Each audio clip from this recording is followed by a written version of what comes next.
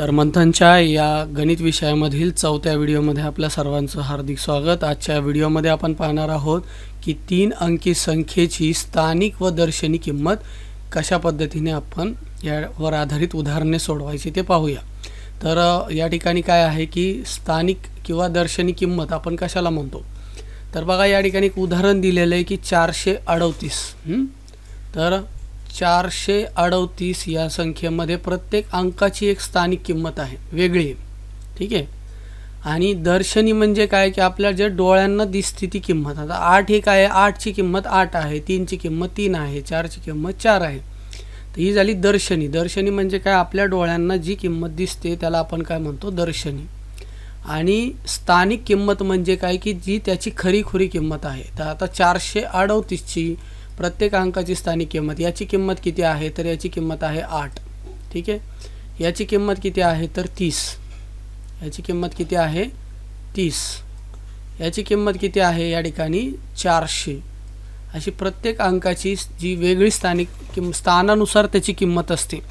याचं स्थान काय आहे एकक, याचं स्थान आहे दशक, याचं स्थान आहे शतक।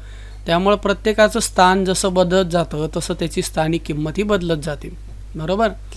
या ठिकाणी दाखवलेले 4 ला 100 ने गुणलं 400, 3 ला 10 ने गुणलं 30 आणि 8 ला 1 ने गुणलं तर 8, एकक दशक शतक।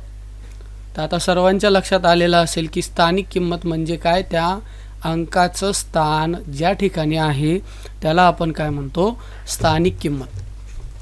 आणि दर्शनी किंमत म्हणजे काय ते आपण पाहूया। दर्शनी किंमतचा अर्थ काय होतो की दर्शन म्हणजे दिसणं, बरोबर। जे आपल्या डोळ्यांना दिसतं त्याला आपण काय म्हणतो, दर्शनी किंमत। आता तुमच्या डोळ्यांना या ठिकाणी ही किंमत किती दिसत आहे सगळ्यांना, ज्याला आता ही उदाहरणार्थ या ठिकाणी 235 ही संख्या आहे, बरोबर। 235 मध्ये तुम्हाला या ठिकाणी 235 मध्ये 2 ही अंक आहे। तर आपण पाहूया 235 याच्यामध्ये प्रत्येक अंक आपल्याला जसाच्या तसा दिसतोय, 5 अंक दिसतोय। मग 5 ची किंमत काय झाली 5, 3 ची किंमत 3, 2 ची किंमत 2। तर या पद्धतीने दर्शनी किंमत असते, ठीक आहे। तर आता आपण पुढे बघूया, याच्यावर आधारित उदाहरणे पाहूया आपण। उदाहरणे पाहताना आपण बघणार आहे की बघा आता इथे एक उदाहरण दिलेलं आहे की 240 या संख्येतील बघा इथं 4 या अंकाची स्थानिक किंमत व दर्शनी किंमत यातील फरक किती आहे। आता आपल्याला इथं 2 गोष्टी करायच्या आहेत। कुठल्या 2 गोष्टी करायच्या आहेत, एक तर त्याची स्थानिक किंमत आपल्याला काढायची आणि दर्शनी किंमत काढून आपल्याला त्याच्यातला फरक काढायचा। तर फरक काढताना आपण काय करतो, फरक काढताना आपण वजाबाकी करतो, सबट्रॅक्शन। तर आता 200 मध्ये 4 अंकाची स्थानिक, पहिलं आता हे काय आहे बघा, आपण पहिली स्थानिक किंमत काढून घेऊया, एकक दशक। म्हणजे 4 याची स्थानिक किंमत किती आहे 40, आणि या 4 ची दर्शनी किंमत किती येईल, दर्शनी म्हणजे किती दिसत आहेत तुम्हाला 4, म्हणजे त्याची किंमत किती आहे फक्त 4 आहे। तर 40 मधून 4 गेले तर किती राहतील, 40 मधून 4 गेले, 40 मधून 4 गेले तर आपले किती राहतात 36, म्हणजे 36 या ठिकाणी राहतील, ठीक आहे। तर ऑप्शन नंबर 3, स्थानिक किंमतीमधून दर्शनी किंमत आपण काय केली, वजा केली तर आपल्याला फरक मिळत असतो, ठीक आहे। तर सगळ्यांच्या लक्षात आलं असेल। आता आपण पुढचं उदाहरण पाहूया। तशाच पद्धतीचं उदाहरण आहे या ठिकाणी 802 आणि या संख्येतील 8 व 2 या अंकांच्या स्थानिक किमतीची बेरीज किती। आता मगाशी आपल्याला काय सांगितलं होतं, या ठिकाणी फरक विचारला होता, आता बेरीज विचारलेली आहे। कधी पण प्रश्नाच्या शेवटच्या भागामध्येच आपल्याला काय करायचं आहे हे दिलेलं असतं।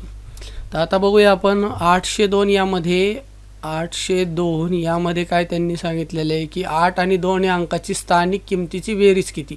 आता याची स्थानिक किंमत किती 8ची 800, आणि याची स्थानिक किंमत किती आहे फक्त 2, यांची बेरीज किती होणार, करा बरं, 2 0 8 तेवढीच आली, बरोबर। म्हणून पर्याय नंबर 2। आता हे मागासारखंच आहे बघा, 9 या अंकाच्या स्थानिक किमतीतील फरक किती। आता बघा 909 या ठिकाणी काय म्हटलेलं आहे त्यांनी, 909। आपण तिसरं गणित सोडवतोय बघा, हे 909. यातील 909 मध्ये आता काय बघा, 909 यामध्ये काय दिलेलं आहे या ठिकाणी 2 वेळा 9 आहे. एक हा 9 आहे आणि हा 9 आहे. या 9ची किंमत किती आहे, फक्त एकक आहे, युनिट आहे, आणि याची किंमत किती आहे 100 म्हणजे 100 आहे. बरोबर, 900 याची स्थानिक किंमत किती आहे 900, याची स्थानिक किंमत किती आहे 9, आणि यांच्यातला काय काढायचं आहे आपल्याला, फरक काढायचा आहे. म्हणजे काय करायचं, इथं सबट्रॅक्शन करायचं आहे. मग 900 मधून जर 9 गेले तर आता बघा इथं 0, इथं काय करतो आपण, या 0कडनं नाही म्हणून आपण ह्याच्याकडनं घेणार. इथं राहिले 10, याने याला दिले त्यामुळे याच्याकडे पण राहिले 10 समजा, आणि याला दिल्यामुळे याच्याकडे राहिले 9, ह्याच्याकडे राहिले 8. बरोबर, आता 10मधनं या ठिकाणी 9 गेले, राहिले 1, या ठिकाणी 9मधनं 9च राहिले, या ठिकाणी काहीच नाही आहे, आणि इथं राहिले 8. तर उत्तर किती येतं आहे 891 हा त्याच्यातला फरक आहे. ओके, सगळ्यांच्या लक्षात आलं का. फरक म्हणजे काय करायचं असतं, सबट्रॅक्शन, वजाबाकी, आणि बेरीज म्हटलं तर आपण साध्या पद्धतीने ॲडिशन करू शकतो. ठीक आहे, आता पुढचं गणित पाहूया. या ठिकाणी 677 या संख्येतील 7 या अंकाचा गुणाकार. आता बघा आपल्याला अशाच पद्धतीने दिलेलं असतं, एक बेरीज, वजाबाकी, गुणाकार. तर आता 677 याच्यामध्ये काय दिले, या 7ची किंमत आणि या 7ची किंमत. बरोबर, स्थानिक किमतीचा गुणाकार करायचा. या 7ची किंमत किती येणार आहे, पहिल्या 70, एककची किंमत किती येणार आहे 7, यांचा गुणाकार करायचा. 7 0 0 7 7 49, 490, पर्याय क्रमांक 2. अशा पद्धतीने स्वतः त्या ठिकाणी उत्तर काढायचं आहे आणि मगच पर्याय आपल्याला रंगवायचा आहे. ओके, पुढचा प्रश्न बघा. 333 या संख्येमधील कोणत्या 3ची स्थानिक किंमत जास्त असेल. आता बघा सगळ्यात सोपं प्रश्न आहे. 333, पहिल्या 3ची किंमत काय आहे, फक्त 3. दुसऱ्या 3ची किंमत किती आहे 30. तिसऱ्या 3ची किंमत म्हणजे काय, एकक, दशक, शतक, याची किंमत किती झाली 300. आता सांगा बरं कुठल्या 3च्या किंमत सारखी असणार आहे, शतक स्थानच्या संख्या जी आहे त्याची किंमत काय आहे, जास्त आहे. सगळ्यांच्या लक्षात आलं. आता आपण पुढे जाऊया. या ठिकाणी जो पुढचं गणित आहे ते काय आहे की 545 या संख्येतील शतक स्थानच्या 5ची किंमत एकक स्थानच्या 5च्या किमतीपेक्षा कितीने जास्त आहे. बरोबर, आता बघा आपल्याला त्यासाठी काय करावं लागेल, दोघांमधला फरक काढावा लागेल. मगासारखंच गणित आहे. 545 काय म्हटलं त्यांनी, 545. तर याच्यामधल्या एकक स्थानच्या 5ची किंमत आणि शतक स्थानच्या 5ची. आता शतक स्थानच्या 5ची किंमत किती आहे 500, एकक स्थानच्या किंमत किती आहे 5. 500 मधून 5 गेले किती राहिले 495.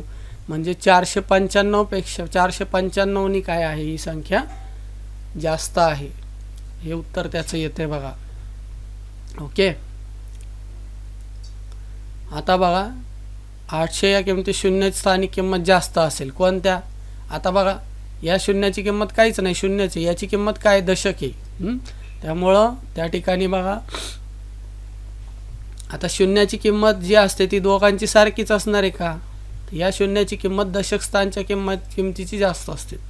444 या अंकातील स्थानिक किमतीची बेरीज किती. आता या सगळ्यांची किमतीची बेरीज केली तर उत्तर तेवढंच येतं बघा. स्थानिक अंकांच्या स्थानिक किमतींची बेरीज बघा करून बघूया आपण. यांची बेरीज जर केली 4 4 4 12 नाही येत, लक्षात घ्या. याचं काय येणार, पहिल्या 4ची किंमत किती आहे 4, दुसऱ्या 4ची म्हणजे एककाची किंमत 4, दशकाची किंमत 40, शतकाची किंमत 400. मग आता 400 अधिक 40 अधिक 4 किती उत्तर येणार, तेवढंच येणार. पर्याय नंबर 3. आता 877 या संख्येतील 7ची किंमत कमी असेल. आता सगळ्यात जे शेवटी असेल त्याची किंमत कमी असते, एककाची किंमत कमी, म्हणून या ठिकाणी ऑप्शन नंबर 2 लक्षात घ्या. आता पुढे जाऊया आपण. ओके, तर बघा 123 हाच प्रश्न ऑलरेडी आपण घेतलेला आहे.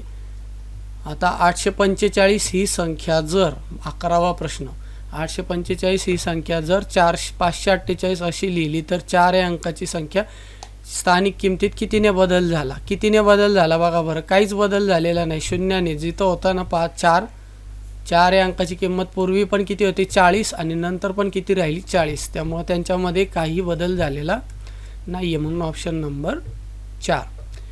42 आणि हे स्टार आहे, फुल्य आहे. या एकक संख्येतील दशक स्थानच्या व एकक स्थानच्या अंकाची स्थानिक किमतीची वजाबाकी 14 आहे. तर आता यांची वजाबाकी किती आहे या दोघांची, काय म्हटलेलं आहे त्यांनी, दशक स्थानची म्हणजे 2ची आणि ही जी स्टार आहे यांची वजाबाकी जी आहे ती किती आहे 14 आहे. बरोबर, म्हणजे थोडक्यात दोघांमधला फरक किती आहे 14 आहे.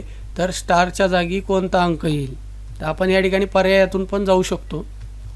तर आता बघा या दोघांमधला जो फरक आहे तो 14 आला पाहिजे. म्हणजे या ठिकाणी जर आपण स्टारच्या जागी समजा 6 ठेवले पहिल्या पर्यायातून म्हणजे 26, 426 अशी संख्या आपण पकडली समजा 426, स्टारच्या जागी 6 ठेवले तर याची एकक दशक स्थानची काय येणार आहे किंमत 20 आणि एकक स्थानची किंमत काय येणार 6. यांची जर वजाबाकी केली 20 मधनं 6 गेले तर उत्तर किती येतं 14. म्हणून पर्याय नंबर 1 हा बरोबर आहे.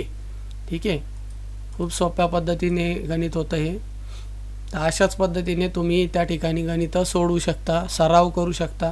आता बघा या ठिकाणी पण तसंच दिलेलं आहे, दर्शनी किंमतीची बेरीज किती. आता दर्शनी किंमतीची बेरीज करायची म्हणजे सगळ्या अंकांची बेरीज करायची डायरेक्ट. 527 यांची प्रत्येकाची दर्शनी किंमत तीच येते 5, 2ची दर्शनी किंमत 2, 7ची दर्शनी किंमत 7. यांची बेरीज किती झाली 7 आणि 2 9 5 14. म्हणून ऑप्शन नंबर 1. आता 909 या अंकातील 9 या अंकाची स्थानिक किमतीची बेरीज किती, मग अशी सोडवलेला अशा पद्धतीचा प्रश्न. आता इथं बघा 7च्या जागी या ठिकाणी फुले आहेत 2, तर त्यांनी सांगितलं की याची बेरीज 44 येईल. एकदम सोपा प्रश्न आहे. 7 स्टार या ठिकाणी स्टार. इथं जर समजा मी या ठिकाणी 700 आता कुठला अंक घेतला या ऑप्शनमधला तर याची बेरीज 44 येईल. 7 घेतला तर इथं पण 7 घेतला, इथं पण 7 घ्यावा लागेल. 7 70 आणि 7 77 होतात, त्यामुळे हे चुकणार आहे. तर याचं उत्तर आहे 4. आपल्याला 4च घ्यावं लागेल. तर याची बेरीज 40, 40 अधिक 4 44 म्हणजे काय होईल 744. अशा पद्धतीने आपण सहज सोडवू शकतो. एक एक ऑप्शनमधला अंक ठेवून पाहायचा आहे, पण सगळ्यात सोपं आहे 4 जर ठेवला आपण तर आपलं उत्तर त्या ठिकाणी काय येणार आहे बरोबर येणार आहे. आता दर्शनी किंमत कोणाची जास्त आहे 159 मध्ये कुठला मोठा अंक आहे, दर्शनी म्हणजे दिसणारी किंमत. आता इथं काय 159 याच्यात तुम्हाला कुठला अंक मोठा दिसतोय सांगा बरं, तर 9 म्हणून 9 ऑप्शन बरोबर आहे. आता 777 या शतक स्थानच्या व एकक स्थानाच्या फरक आता मग अशी सोडवलेले 5 या अंकाची स्थानिक किंमत 50 आहे. बरोबर, 5 या अंकाची स्थानिक किंमत आता 250 म्हटलं 150 म्हटलं तर काय येईल 150. 5 या अंकाची स्थानिक किंमत किती येणार आहे या ठिकाणी 250. 450 मध्ये पण येईल बघा 450, याच्यामध्ये सुद्धा 5ची किंमत 50 येते. 8500 मध्ये येणार नाही, म्हणजे फक्त अ आणि क ऑप्शन नंबर 3 बरोबर आहे.